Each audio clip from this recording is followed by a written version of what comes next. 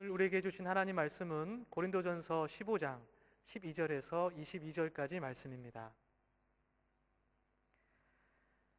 그리스도께서 죽은 사람들 가운데서 살아나셨다고 우리가 전파하는데 어찌하여 여러분 가운데 더러는 죽은 사람의 부활이 없다고 말합니까?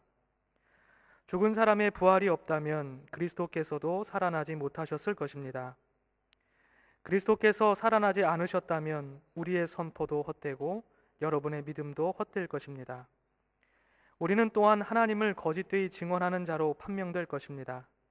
그것은 죽은 사람이 살아나는 일이 정말로 없다면 하나님께서 그리스도를 살리지 않으셨을 터인데도 하나님께서 그리스도를 살리셨다고 하나님에 대하여 우리가 증언했기 때문입니다.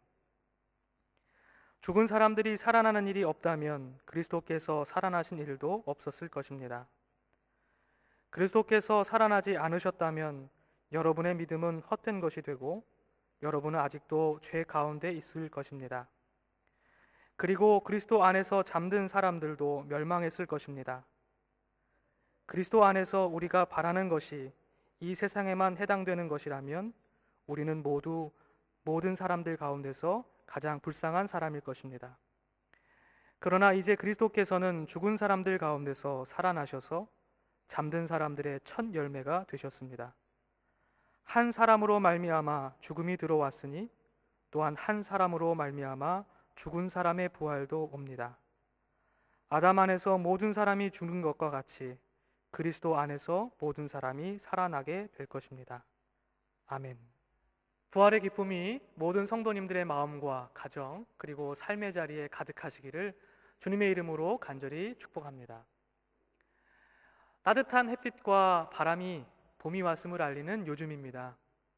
겨우내 굳었던 땅들이 저마다 생명을 움터내고 딱딱한 가지를 뚫고 연하고 푸르른 잎사귀들이 솟아나는 것을 보며 우리는 모든 만물 속에 깃들어 있는 하나님의 영원하신 능력과 신성을 고백하게 됩니다. 이 시간 우리의 예배를 통해서 우리의 마음과 믿음의 자리에도 하나님의 말씀의 빛이 내리쬐고 그분의 따뜻한 숨으로 가득 차게 되기를 간절히 소망합니다. 올해의 부활절은 우리 모두에게 더욱 커다란 의미로 다가옵니다. 왜냐하면 우리는 오늘의 부활의 기쁨을 맞기까지 지난 사순절 기간 동안 코로나 바이러스와 힘겨운 싸움을 벌여야 했기 때문입니다. 그 끝을 알 수 없는 고난의 한복판에서 우리는 지금 부활의 소망을 바라보고 있습니다. 코로나 바이러스는 실제로 우리의 삶에서 많은 것을 빼앗아 갔습니다. 우리는 무엇보다 소중한 우리의 생명과 건강을 잃었습니다. 지금도 수많은 사람들이 코로나와 힘겨운 싸움을 하고 있음을 우리는 알고 있습니다. 이로 인한 죽음의 공포와 두려움이 우리의 일상의 삶과 경제적, 사회적 삶을 흔들어 놓았습니다. 코로나가 몰고 온 경제적 위기는 더욱더 심각한 사회 문제가 되고 있습니다. 뿐만 아니라 사회적 거리두기 운동은 바이러스의 확산을 막기 위한 어쩔 수 없는 조치였습니다. 그러나 어느덧 서로에게서 두 발짝 떨어진 우리는 일상에서 만나는 타자를 이웃이 아니라 잠재적 복균자로 대하며 막연한 경계심과 심리적 거리마저 갖게 되었습니다.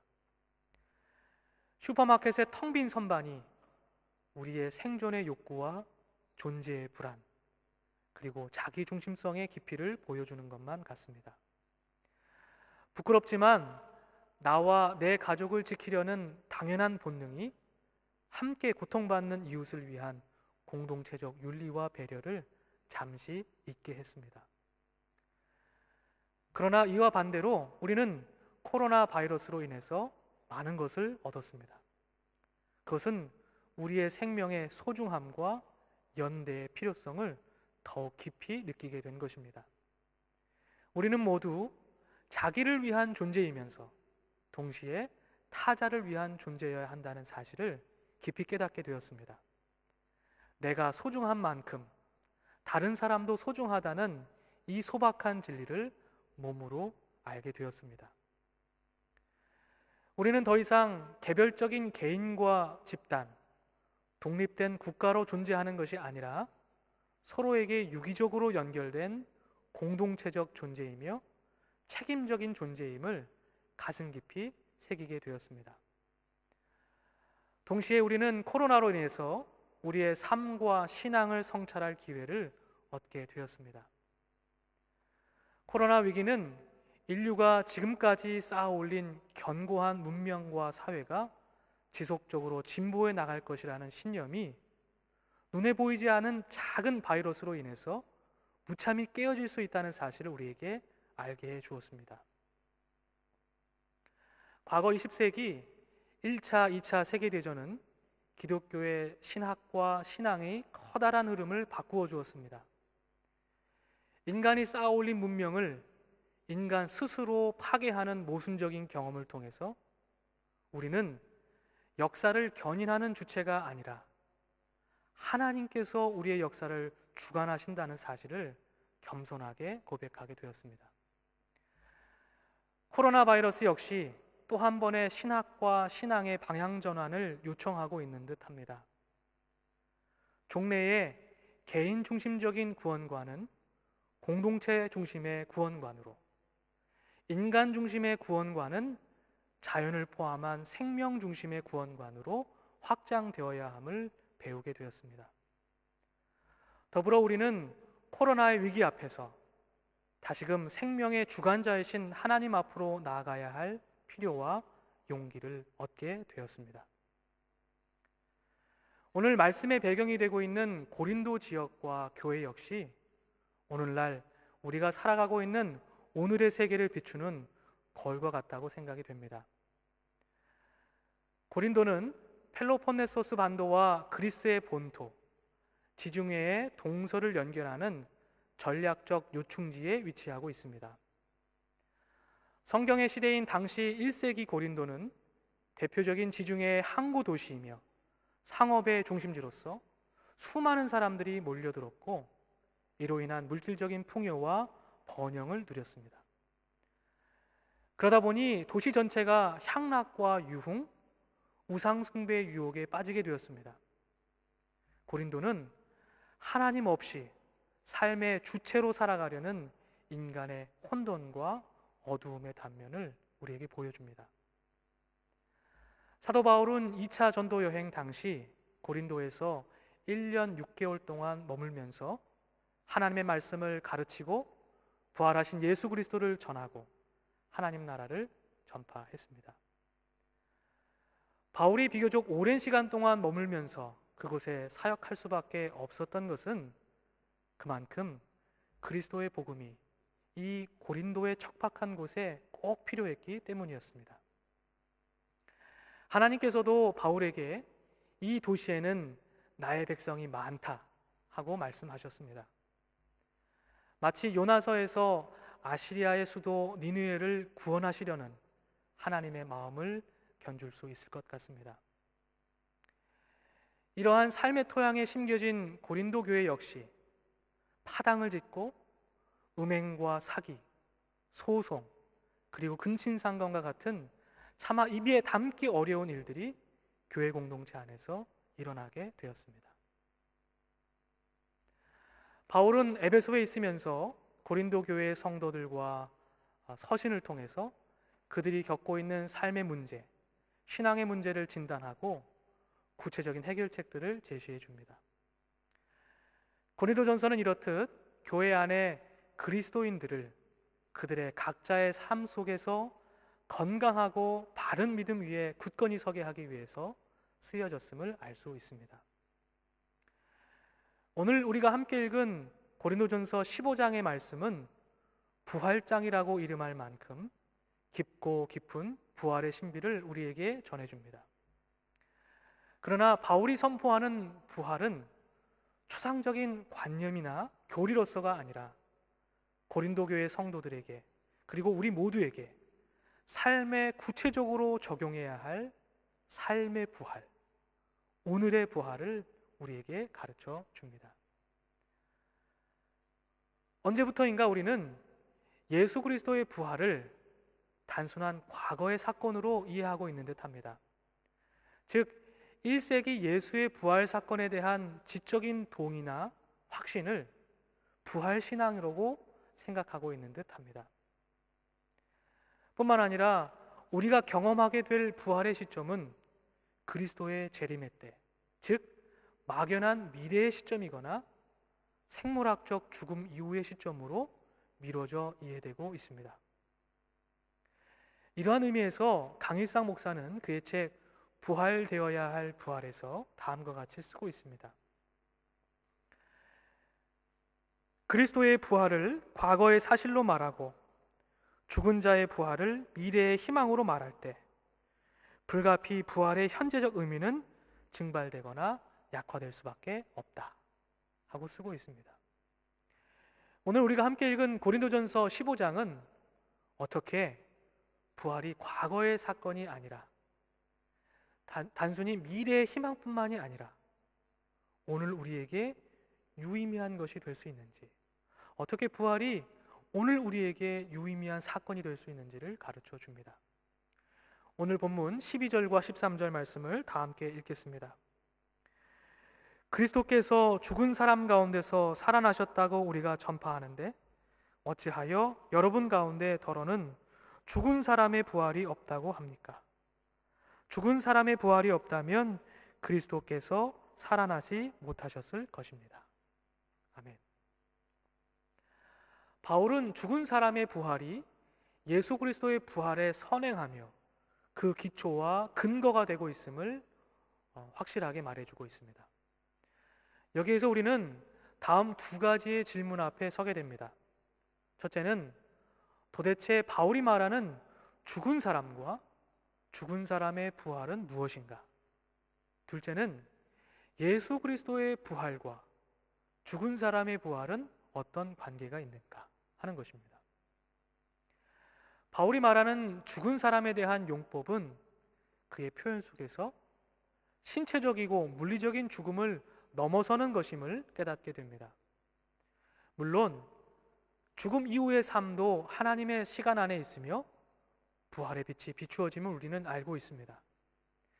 그러나 바울은 고린도전서 15장에서 구체적인 고린도 교회의 상황, 즉 하나님 없는 삶, 죽은 자들의 삶 속에 뿌리 내려야 할 부활의 현재적 의미를 발견하도록 돕고자 했습니다. 여기서 죽음은 하나님의 법을 따르지 않고 육신을 따라 살아가는 죄된 인간의 실존을 의미합니다. 죽은 자라고 표현하고 있는 이 헬라어 네크로스라고 하는 형용사는 단순히 죽음을 말하는 것이 아니라 죽어있는 상태를 표현해주고 있는 것임을 우리는 알 수 있습니다.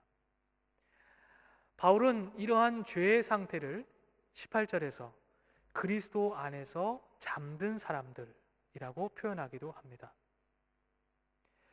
여러분 모두 돌아온 탕자의 비유를 알고 계실 것입니다. 이 비유에서 아버지는 집을 떠난 둘째 아들을 죽었다가 살아온 자식, 잃었다가 되찾은 자식이라고 부릅니다.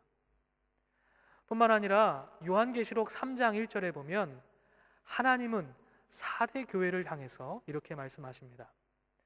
나는 내 행위를 안다. 너는 살아있다는 이름은 있으나 실상은 죽은 것이다. 너는 살아있다는 이름은 있으나 실상은 죽은 것이다 하고 꾸짖으셨던 것을 알 수 있습니다.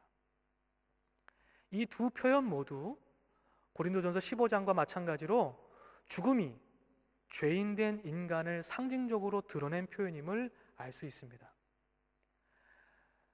즉 바울이 보기에 고린도 교회 성도들은 그리스도 안에 있지만 잠들어 있는 사람들, 죽어 있는 사람들로 비춰졌습니다.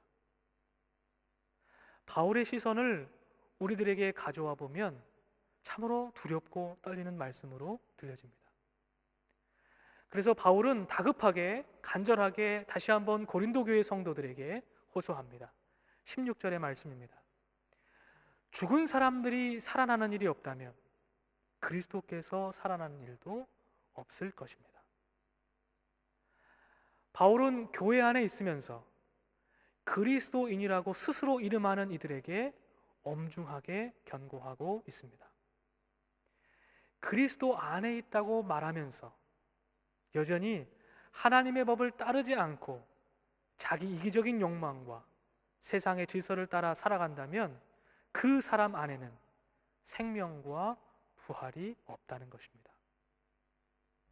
즉, 우리가 여전히 죽음 아래 머물러 있다면 예수 그리스도는 우리 안에서 부활의 주로 경험될 수 없다는 사실입니다. 왜냐하면 오늘의 말씀처럼 오직 예수 그리스도의 부활은 죽은 사람들의 부활을 통해서만 경험될 수 있기 때문입니다. 그렇습니다. 부활의 기쁨은 자신의 죄를 십자가에 못 박아 예수와 함께 철저하게 죽은 사람들에게만 허락될 수 있습니다. 철저한 죽음 없이 부활은 있을 수 없다는 사실입니다. 자신의 이기적인 본성과 욕망을 깨뜨려 하나님의 성령의 능력을 따라 변화되는 삶만이 예수 그리스도의 부활을 자신의 것으로 삼을 수 있다는 사실입니다.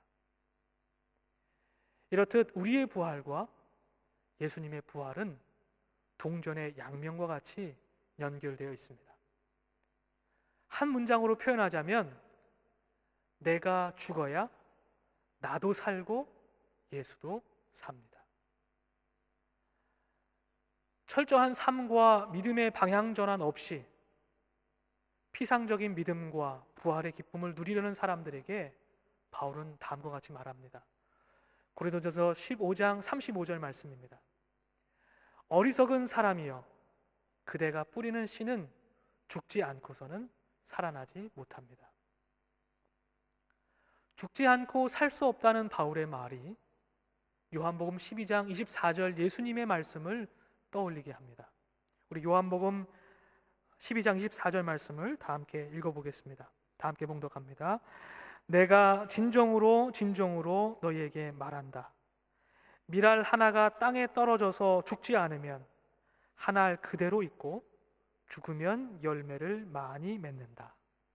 예수님께서 이렇게 말씀하셨습니다. 그래서 바울은 스스로 15장 31절에서 나는 날마다 죽습니다. 나는 날마다 죽습니다 하고 고백하고 있는지도 모르겠습니다. 그의 이 고백은 나는 그리스도 안에서 날마다 죽고 날마다 살아납니다 라는 말로 들려집니다. 바울은 날마다 하나님의 말씀과 뜻에 스스로 비끄러매어서 스스로 자신의 죄된 본성을 죽임으로 날마다 부활의 능력을 힘입고 있습니다. 그렇습니다. 오늘 지금 여기에서 참된 부활의 신앙을 갖기 위해서는, 참된 부활의 기쁨을 맛보기 위해서는 죽음의 상태를 끊어내는 결단이 우리에게 필요합니다. 지난날 하나님의 성령을 근심하게 했던 옛 삶의 방식과 습관을 벗어버리는 것이 먼저 선행되어야만 합니다. 에베소서 4장 31절에서 32절은 이렇게 기록하고 있습니다. 모든 악독과 격정과 분노와 소란과 욕설을 모든 악의와 함께 내버리는 것입니다. 서로 친절히 대하며 불쌍히 여기며 하나님께서 그리스도 안에서 우리 자신을 용서하신 것과 같이 서로 용서하는 것입니다. 성경은 우리에게 이렇게 약속합니다. 예수 그리스도를 죽은 사람들 가운데 살리신 하나님의 성령이 우리 안에 있으면 우리 안에 하나님의 영이 우리를 살릴 것입니다. 이렇듯 참된 부활의 신앙은 과거 예수 그리스도의 부활의 사건에 대한 지적인 동의나 막연한 미래의 어느 시점으로 우리의 부활을 미뤄둘 수 없습니다. 하나님의 성령의 능력 안에서 매일 죽고 매일 살아가는 것, 그리스도 예수 안에서 새로운 삶을 살아가는 것, 이것입니다. 복음은 다름 아닌 예수님의 이야기입니다. 예수님의 삶과 죽음, 부활과 재림, 이 모든 것들이 바로 복음입니다. 이 복음, 즉 예수님의 이야기가 우리의 삶의 이야기와 만나고 포개어지는 것이 저는 구원이라 믿습니다. 즉 예수님의 이야기가 나의 이야기가 되는 것, 그의 죽음이 나의 죽음이 되는 것, 그의 부활이 나의 부활이 되는 것, 이것이 부활을 과거의 사건이 아니라 미래의 소망을 넘어서 오늘의 삶 속에 뿌리내리게 하는 길임을 믿습니다. 사랑하는 성도 여러분, 오늘 예수님께서 부활하신 날, 예수님의 부활이 우리의 삶 속에서도 경험되고 고백되기를 진심으로 원합니다. 그래서 부활의 참된 기쁨이 코로나 바이러스로 에워싸인 우리들의 삶 가운데 생명사랑과 희생, 배려와 섬김, 온유와 겸손으로 열매 맺기를 주님의 이름으로 간절히 축원합니다. 다 함께 기도하겠습니다.